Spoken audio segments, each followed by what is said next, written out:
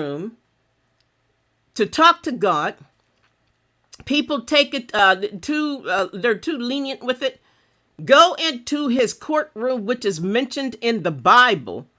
Amen. Confession attracts God. He is just because Christ already bore the punishment. Forgiveness is not leniency. It's justice. There we go. Speaking of the courtroom, there you are.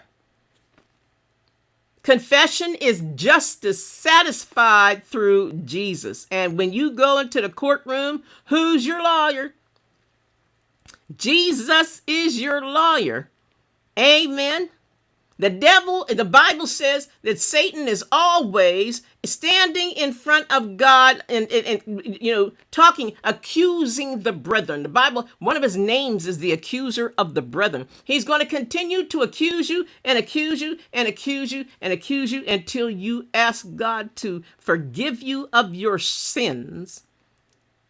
Because if God doesn't forgive you of your sins in that courtroom session that you are sitting in, as in Daniel chapter 7, verses 9 to 10, write it down, read it later. In fact, I'll probably read it for you now. In fact, I will. Yeah, I have it in my notes. Amen. God will, do you tell God, say, God, forgive me of my sins. Jesus, I accept you as my advocate. God, forgive me of my sins, because if you don't forgive me of my sins, the devil's going to continue to keep trying to use it against me. Amen. Hallelujah. Take it to court. God is just because Christ already bore the punishment. Forgiveness is not leniency. It's justice satisfied through Jesus. Take it to the courtroom.